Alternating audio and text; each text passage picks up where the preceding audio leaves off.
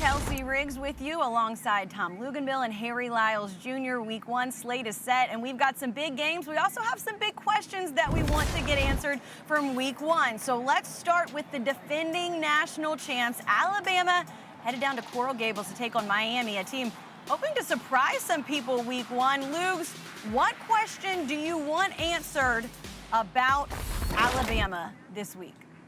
What drop-off, if any, will we see in terms of offensive production? It's just hard to envision with what we saw from this team each of the last 2 years. To have the losses of a Devontae Smith, a Najee Harris, a Mac Jones, and a retooled offensive line, not to mention a new offensive coach and a new play caller in Bill O'Brien, we become so conditioned to just see Alabama hit the ground running without skipping a beat. Will we see that in Week 1? And I think the other question for me is, how good is Bryce Young going to be throwing the football from within the pocket? And how much were they going to alter this offense to move the pocket, allow him to get out, create some plays with his legs, throw on the perimeter? So maybe a little bit of a new wrinkle and a new look to this offense while the offensive line continues to hopefully start to come together. Yeah, Lugs, I think those make a lot of sense. Then for me with Miami, we know what De'Aaron King is, right? But for me, I want to know, is this pass rush going to be just as vicious as it was last year? They lost Jalen Phillips and Quincy Roche to the NFL, two guys that were just absolute monsters, right? Two guys that you would really want going up against this sort of Alabama team, right? Because we know that Alabama is always going to reload. You've got 5 and 4 stars, behind those ones that were previously there.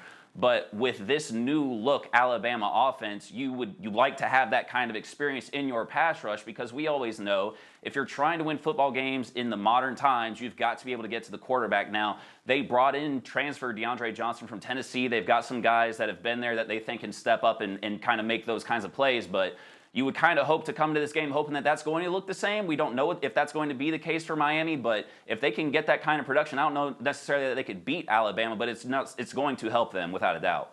Big 3:30 game September 4th on ABC, and that one is at Mercedes-Benz, so keep an eye on that one. That's one big game. Another game feels like a national championship caliber game in September, Labor Day weekend. Georgia and Clemson going head-to-head. JT Daniels, DJ Uiagalelei, who will win in the end? This is going to be a highlight reel waiting to happen. So, Lugs, when you look at this Clemson team, what are your expectations and the big questions that you need answered this time next week? How will they hold up in the offensive line versus arguably one of the top 1, 2, or 3 defensive front sevens in all of college football with the University of Georgia? I think as you watched Clemson unfold throughout the year a year ago, you started to realize they weren't overly talented in the offensive line. And I think Dabo's had 69 players drafted during his tenure.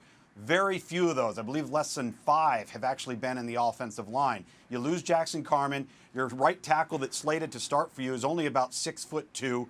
And so not only do you have to replace, a Travis Etienne in his production, an Amari Rodgers in his production, you're getting Justin Ross back, you're replacing Trevor Lawrence. Can you hold up on offense up front so that you can give your quarterback time to gel? You can get some semblance of a run game going. And I think the offensive line is going to be the focal point of Clemson's success or failures in this game. Guys, my big question here is, was that Georgia offense that we saw the last 4 games of 2020 what they're going to look like in 2021, or was that just some sort of a hot streak, right? Like, JT Daniels came in all year, right? We knew that Georgia had weapons. They had the unfortunate opt-out of Jamie Newman right before the season started. They had Stetson Bennett. They now have JT Daniels, who when he came in threw for over 1,200 yards, completed about 68% of his passes, I think threw for 10 touchdowns and had 2 picks. So if he's able to have that kind of production this year, then this could potentially be one of those years where Georgia does live up to their expectations. Now, I would like to see it. Hey, is that going to be the sort of hot streak that we saw? A lot of fans here in the state of Georgia like to compare the Bulldogs' pain with Falcons' pain, right? Where the Falcons got hot in 2016, made the Super Bowl, and I heard that they blew some sort of lead. So is it going to be that kind of a hot streak, or is this Georgia team actually legit? Because they do have the weapons, and it does appear that they have the quarterback now to get that done. 28-3 sounds familiar there, I think. I don't know, just going off the top of my head. That's going to be a big one, 7:30 on ABC in Charlotte. Let's take a look at a game that's going to be actually Sunday, Notre Dame and Florida State. Florida State, what will they be able to do in Mike Norvell's second year? And who's going to be the quarterback? We still do not know. Notre Dame, a lot of turnover on offense this year. What will their calling card be? Lugs, when you look at this group, Harry, first, when you look at this game, what big questions do you need answered this week? Kelsey, it's like you said, I want to know what this Notre Dame offense is going to look like. Obviously, they named Jack Coan the starter, I believe, a week or two ago. They're expecting big things out of him. There's some reshuffling on that line. I think what we're going to see from them is a lot of leaning on Kyren Williams, who was really great last year. He didn't necessarily get all the attention. He had a pretty good game against Clemson. He's honestly, in my opinion, one of the better backs in all of college football. He can do, whether it's pass catching, run, obviously. He's a good blocker. I think they're going to lean on him a little bit if they don't get everything that they think that they're going to get out of Jack Coan. But I think that Notre Dame offense is going to be a thing to watch here because I think they've got some more returning guys on defense that they're going to be able to trust and lean on a little bit more so than that side of the football. Well, those guys on defense are going to be guessing. I would bet right up to about Saturday night as to who Florida State's quarterback is going to be. A little bit of gamemanship here from Mike Norvell. Hey, listen, I would do the same thing. You have Mackenzie Milton, all right? You got Jordan Travis. You've got two diversely different skill sets at quarterback. And one thing that defensive coordinators do not enjoy doing is having to prepare for an athletic quarterback that could be used as a designated runner.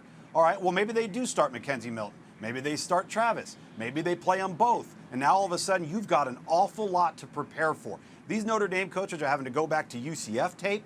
All right, they're having to go back to the last 2 years at Florida State. So there's a lot to prepare for. If Mike Norvell just names the starter right now, then you kind of have a sense of what you're going to get. I think this is a smart move, and Notre Dame's going to have to adapt on the fly. Thanks for watching ESPN on YouTube. For live streaming sports and premium content, subscribe to ESPN+.